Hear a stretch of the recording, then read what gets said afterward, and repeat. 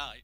And at the same time as wrestling with all of our immense issues in foreign policy, we are also working, and that is the reason for us all coming here tonight, on getting the relationship right with the European Union. And so I want to talk about the European Union, why the status quo isn't working, why it's worth trying to put it right, and something of how we can do that. But first, I do want to say something about our hosts. Open Europe has been going for 8 years, and in that time it has become one of the outstanding think tanks on EU matters anywhere in Europe. The quality of its analysis on the political, economic, and financial issues facing the Eurozone is incisive. It's unsurpassed among the think tanks in Britain. It's entirely in keeping with the tradition that Open Europe grew from, that it should have distinguished itself on thinking about the Eurozone, because it emerged, of course, from the campaign to keep Britain out of the Euro. And I can see many veterans of that campaign, and thank goodness we succeeded, because it's now clear to nearly everyone that what we predicted was right. British membership of the Eurozone would have been an economic disaster for our country and would have created a political crisis in this country. Without the monetary and other policy flexibility afforded to us by the possession of our own currency, the recession that followed the great bust of 2008 would have been worse. The consequences of the sovereign bank loop that have afflicted some Eurozone countries would, if replicated in Britain, have been truly serious. As I used to put it years ago, we would have been the elephant in the rowing boat, and if the elephant slips, the rowing boat has quite a serious problem.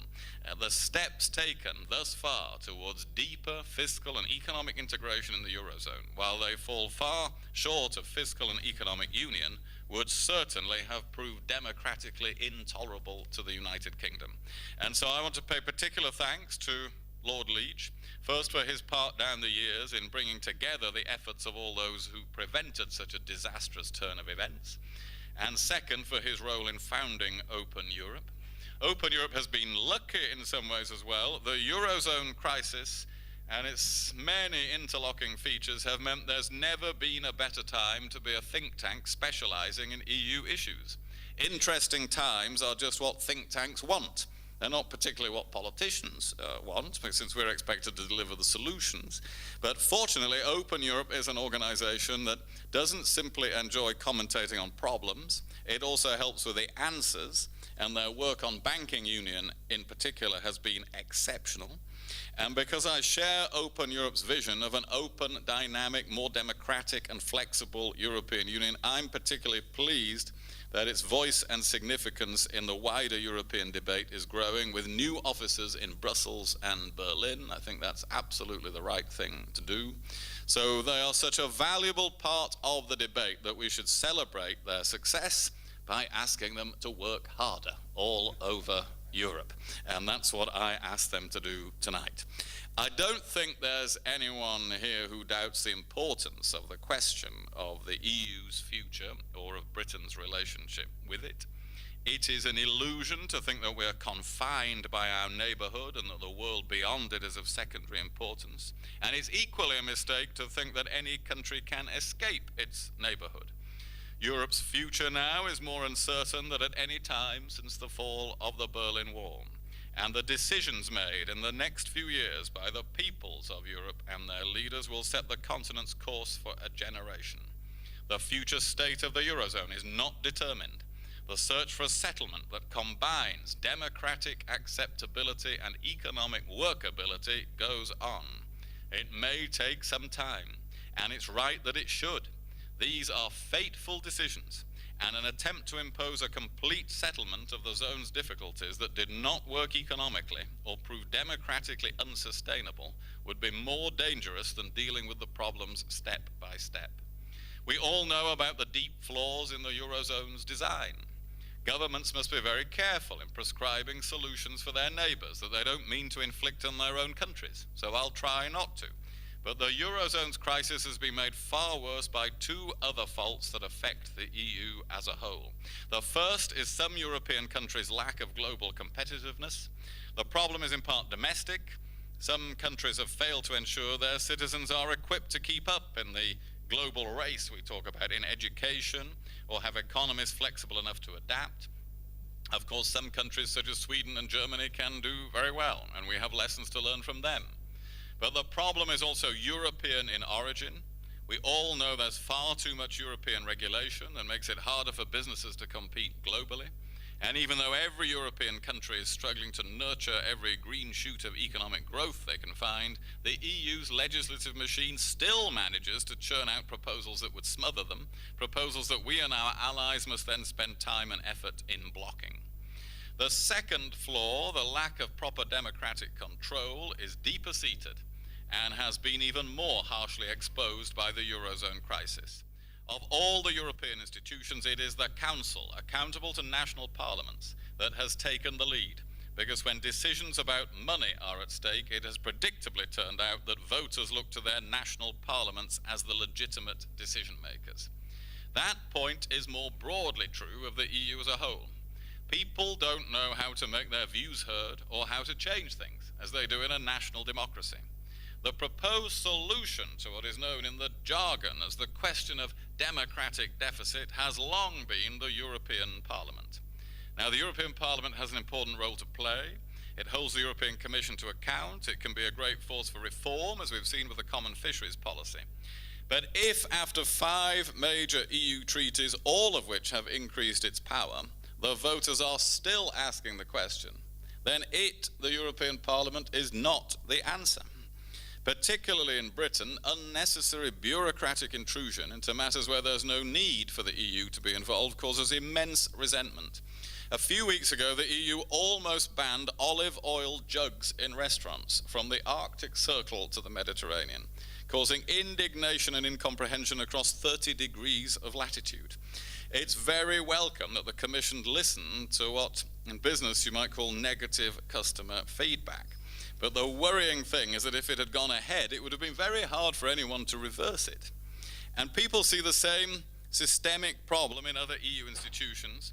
The Dutch government's new subsidiarity review complains that the European Court of Justice interprets EU legislation in a way that EU legislators did not foresee or intend.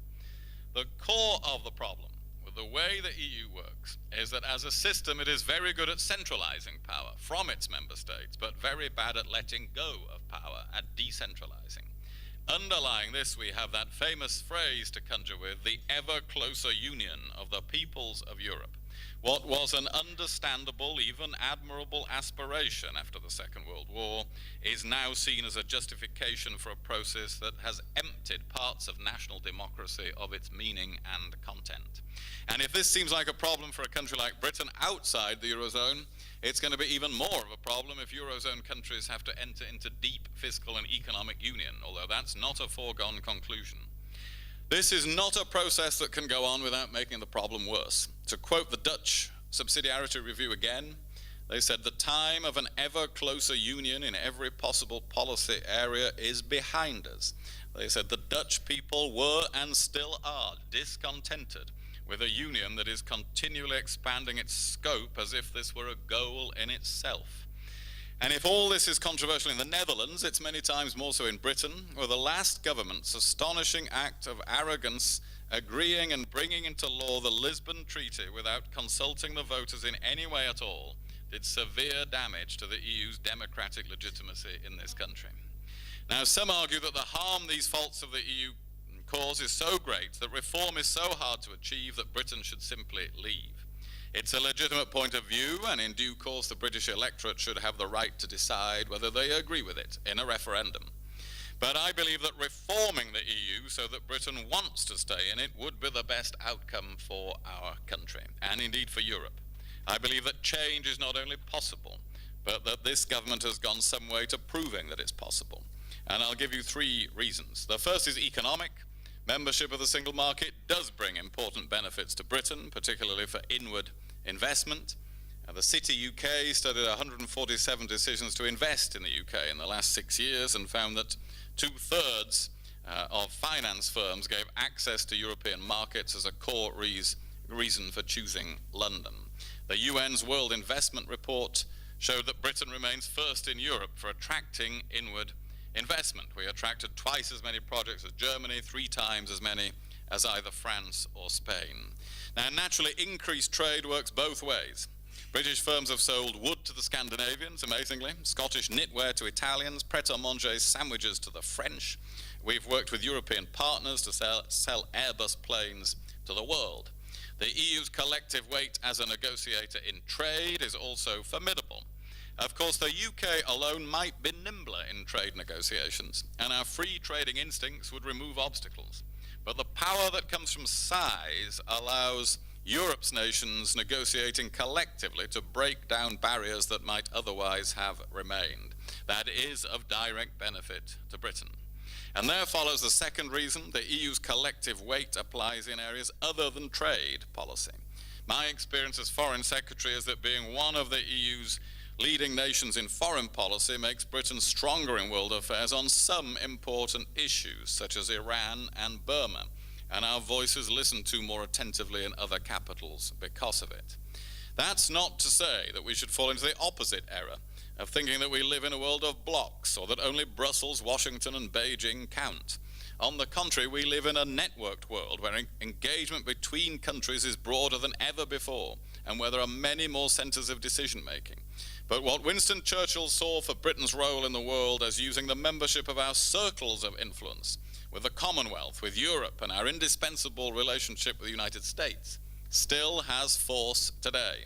And that's why we are engaged in enlarging our circles of influence in Latin America, Southeast Asia, and Africa.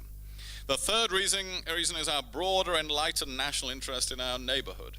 The nations of Western Europe are now happily deeply rooted in attachment to peace and democracy. But the tragic history of the 20th century means those roots are shallower to the east. The EU has acted and still acts as a great encouragement, with strong incentives at its disposal to help the nations on its borders entrench those values, and that process is undoubtedly to our benefit. So change in the EU is worth fighting for. And that change would not just benefit Britain, but every country in the EU. But these changes and reforms cannot be superficial. We need to give the EU the mechanisms to stop unnecessary interference, to decentralize powers better dealt with by national parliaments and governments back to national parliaments and governments. That's best done by giving parliaments the tools to do so. And in that context, I've discussed giving national parliaments a red card enforcement power on subsidiarity and proportionality. We need change, too, to make our economies more globally competitive by expanding the single market further into energy, services, and the digital economy, by going forward with free trade, and by learning to lighten regulatory burdens on business. Crucially, the EU must ensure it's flexible enough to reconcile the differing goals countries seek in it, those for whom federalism is a dream and those for whom it is the opposite, and flexible enough to remain a European Union that works and is fair to those in the Eurozone and those who keep their own currencies. Some say this is all impossible, but this government has already won arguments that people said we never would win, even on the hardest arguments of all, which are always about real money. People said that Britain was now locked into Eurozone bailouts, but we shut down the future use of that EU power, perhaps the first power ever returned from the EU to a member state. People said we would never be able to cut the EU budget, but we got a cut in the budget. People said the common fisheries policy was unreformable, but we've achieved real reform. People said the EU was irredeemably protectionist, but we've concluded free trade agreements with Korea and Singapore and launched the most ambitious free trade negotiations of them all with the United States. People said the Eurozone would inevitably caucus against us, but we secured rules on double majority voting and non-discrimination that protect our interests in the most sensitive area of banking union. So, ladies and gentlemen, this is the most interesting and important time in European policy since the fall of the Berlin Wall. The Eurozone is changing, and that means the EU is changing. The future shape of Europe will depend upon the choices member states make in relation to that crisis, and that future shape cannot yet be predicted with certainty. The status quo is not working to this country's satisfaction or for the EU as a whole. The sustainability economic and democratic, of the EU and the Eurozone depends on successful reform of both. For all the difficulties that EU poses for this country and for national democracy, its achievements, the advantages it brings for our national interest, and its future potential mean the right course is clear. Negotiation of reform based on the 5 principles set out in the Prime Minister's speech in January: global competitiveness, flexibility, powers flowing back to member states, democratic accountability, and fairness between Eurozone and non-Eurozone, and then a decision on Britain's EU membership in a referendum. We have shown many times now that change is possible. Getting the deep change and the real reform we want will not be easy, but it is in our national interest to pursue it. And Open Europe is a great advocate of that task, and that is why I'm so pleased to support their work and pleased that you are all supporting their work here this evening. Thank you very much indeed.